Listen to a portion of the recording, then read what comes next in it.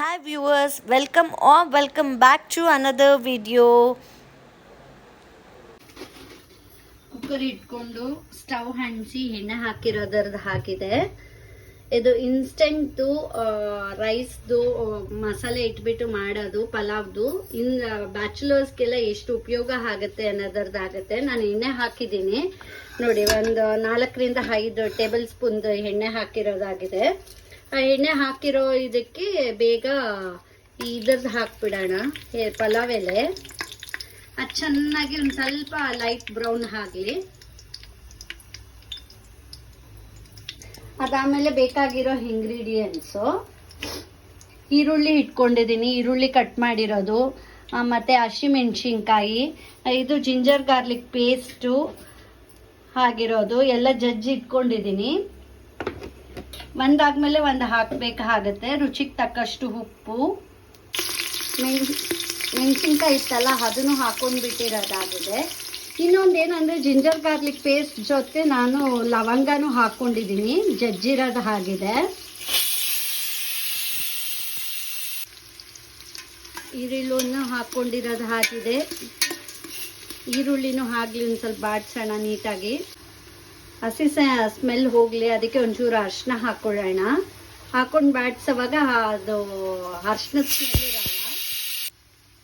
ಶುಂಠಿ, ಬೆಳ್ಳುಳ್ಳಿ, ಲವಂಗ ಅದೆಲ್ಲ ಇಟ್ಕೊಂಡಿದ್ರಲ್ಲ ಅದನ್ನು ಎಲ್ಲ ಹಾಕ್ಬಿಡೋದಾಗುತ್ತೆ. ಹಾಕಿದ್ದಾದ್ಮೇಲೆ ತಳ ಇಡೋದಕ್ಕೆ ಇದನ್ನು ಬಿಡಬಾರ್ದು, ಸೇಮ್ ಬೇಲೆ ಮಾಡ್ತಾ ಹೋಗಬೇಕು.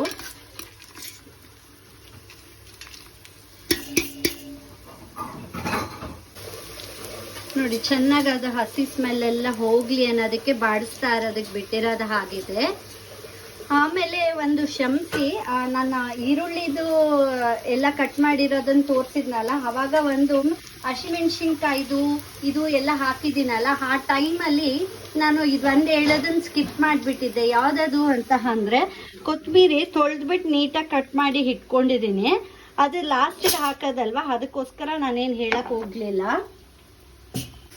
ಚಿಕ್ಕ ಗಾತ್ರದ್ದು ಟೊಮೊಟೊ ಈ ಥರ ಕಟ್ ಮಾಡ್ಕೊಂಡಿರೋದು ಆಗಿದೆ. ಇವಾಗ ಇದನ್ನು ಹಾಕೊಂಡಿರೋಣ. ಈಗ ಇದು ಒಂದು 5-10 ನಿಮಿಷ ಬಾಡ್ಸೋದಾಗುತ್ತೆ. ಕಲ್ಲುಪ್ಪು ಇಷ್ಟು ಇಟ್ಕೊಂಡಿದ್ರಲ್ಲ ಅದನ್ನು ಹಾಕೋಣ, ಯಾಕಂದರೆ ಮೆಲ್ಟ್ ಆಗಬೇಕಲ್ಲ, ಅದಕ್ಕೋಸ್ಕರ. ಖಾರದ ಪುಡಿ, ಮನೇಲಿ ಮಾಡಿರೋ ಖಾರದ ಪುಡಿನೇ 2 ಸ್ಪೂನ್ ಹಾಕ್ಬಿಡೋಣ. ಇದು ನೋಡಿ, ಈ ಅಳತೆಯಲ್ಲಿ 2 ಸ್ಪೂನ್ ಇತ್ತು, ಅದನ್ನು ಪೂರ ಹಾಕ್ಬಿಟ್ಟಿರೋದಾಗಿದೆ.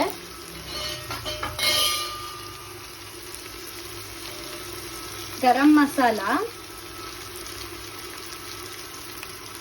ಅದು ಒಂದು 1.25 ಟೇಬಲ್ ಸ್ಪೂನ್ ಹಾಕಿದ್ರೆ ಸಾಕಾಗುತ್ತೆ. ಈಗ ಚೆನ್ನಾಗಿ ಇದನ್ನು ಬಾಡ್ಸ್ಕೊಬಿಡೋದಾಗುತ್ತೆ.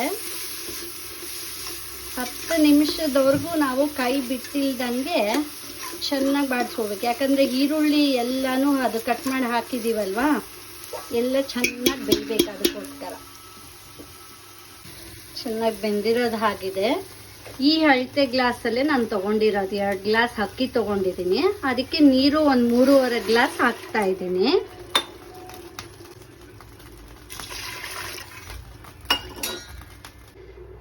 ನೀರು ಹಾಕಿರೋದಾಗಿದೆ ಎಲ್ಲದು. ಇವಾಗ ಕೊತ್ತಂಬರಿ ಕಟ್ ಮಾಡ್ಕೊಂಡು ಇಟ್ಕೊಂಡಿದ್ನಲ್ಲ, ಚಿಕ್ಕದಾಗಿ ಕಟ್ ಮಾಡ್ಕೊಂಡು ಅದರದ್ದು ಹಾಕೋಣ. ಇವಾಗ ಎಷ್ಟಿದೆ ಪೂರ ಅಷ್ಟದ ಹಾಕ್ಬಿಡೋದಾಗತ್ತೆ. ಆಮೇಲೆ ಒಂದು ನಿಂಬೆಹಣ್ಣು ಇಟ್ಕೊಂಡಿದ್ದೀನಿ, ಅರ್ಧ ನಿಂಬೆಹಣ್ಣು ಹಾಕಬೇಕಾಗತ್ತೆ. ಈ ಅರ್ಧ ನಿಂಬೆಹಣ್ಣು ಎಲ್ಲ ಸಿಪ್ಪೆ ತೆಗೆದುಬಿಟ್ಟಿರೋದಾಗಿದೆ ಇದರದು, ಹಾಗಾಗಿ ಅಲ್ಲೇನು ಬೀಜ ಸಿಗಲ್ಲ. ಹಾಗಾಗಿ ಡೈರೆಕ್ಟಾಗಿ ಹಿಂಡ್ತಾ ಇರೋದಾಗಿದೆ. ಹಿಂಡ್ ರಸ ತಗೋಬಹುದು ನೋಡಿ. ಅರ್ಧ ನಿಂಬೆಹಣ್ಣು ಇದ್ದಿದ್ದನ್ನ ಹಾಕ್ಬಿಟ್ಟಿರೋದಾಗಿದೆ. ಇಲ್ಲಿ ಒಂದೇ ಒಂದು ಕಾಣಿಸ್ತಾ ಇದ್ದಂಗಿದೆ ನನಗೆ, ಅದನ್ನು ತೆಗೆದು ಬಿಡೋಣ.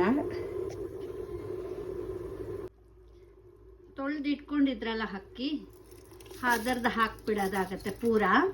ಅದೇ ಅಳತೆ ಇಟ್ಕೊಂಡಿದ್ದ ಗ್ಲಾಸಲ್ಲಿ 2 ಗ್ಲಾಸ್ ಹಾಕಿದ್ದೀನಿ ಅಕ್ಕಿದು. ಅದು ತೊಳೆದಿಟ್ಟಿರೋದನ್ನ ಈಗ ಹಾಕಿರೋದು. ಇದರಲ್ಲಿ ಇರೋದನ್ನು ಎಲ್ಲನೂ ತೆಗೆದು ಹಾಕ್ಬಿಡೋದಾಗತ್ತೆ. ಬನ್ನಿ, ಈಗ ಒಂದ್ಸಲಿ ಎಲ್ಲನೂ ಕಲಿಸ್ಬಿಡೋಣ ನೀಟಾಗಿ. ಯಾಕಂದ್ರೆ ಉಪ್ಪು ಖಾರ ಇದು ಎಲ್ಲ ನೋಡಿದೆ, ಎಲ್ಲ ಕರೆಕ್ಟಾಗಿದೆ. ಲಿಡ್ ಕ್ಲೋಸ್ ಮಾಡಿ ವಿಸಿಲ್ ಮಾಡಿಸ್ಕೊಳ್ಳೋದು. ಬಿಸಿನೀರು ಹಾಕಿರೋದ್ರಿಂದ ನಾನೇನು ಮಾಡ್ತೀನಿ, ಒಂದೇ ವಿಸಿಲ್ ಕುಗ್ಸ್ಕೊಂಡು ಆಫ್ ಮಾಡಿಬಿಡ್ತೀನಿ. ಒಂದು ವಿಸಿಲ್ಗೆ ಅನ್ನ ಬೆಂದಿರುತ್ತೆ, ಅದಕ್ಕೋಸ್ಕರ ಲಿಡ್ ಹಾಕಿ ವಿಸಿಲ್ ಇದು ಹಾಕಿರೋದಾಗಿದೆ. ಹಾಕ್ಬಿಟ್ಟು ಲಿಡ್ ಕ್ಲೋಸ್ ಮಾಡಿದ್ದೀನಿ. 1 ವಿಸಿಲ್ ಬರಲಿ ಸಾಕು. 2 ವಿಸಿಲ್ ಬಂದ ಮೇಲೆ ಆಫ್ ಮಾಡಿರೋದಾಗಿದೆ. ತಣ್ಣಗೂ ಆಗಿದೆ. ಇವಾಗ ಹೇಗೆ ಬಂದಿದೆ ಅಂತ ನೋಡ್ಬಿಡೋಣ. ತೆಗ್ದಂಗೆ ಎಷ್ಟು ಘಮ ಘಮ ಸ್ಮೆಲ್ ಬರ್ತಿದೆ. ಇದು ಇನ್ಸ್ಟೆಂಟ್ ಬಿರಿಯಾನಿ ಇಲ್ಲ ಕುಷ್ಕ ಯಾವುದಾದ್ರೂ ಹೇಳ್ಬೋದು. ಇದು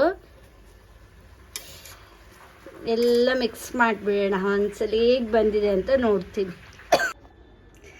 ಚೆನ್ನಾಗಿ ಬಂದಿದೆ. ಟೇಸ್ಟ್ ವೈಸು ಇದೆ ಎಲ್ಲ ರೆಡಿ ಟು ಸರ್ವ್. ಈಗ ನಿಮ್ಮ ಮನೆಗಳಲ್ಲೂ ಟ್ರೈ ಮಾಡಿ ಹೇಗೆ ಬಂದಿದೆ ಅಂತ ನಂಗೆ ಕಾಮೆಂಟ್ ಮುಖಾಂತರ ತಿಳಿಸಿ.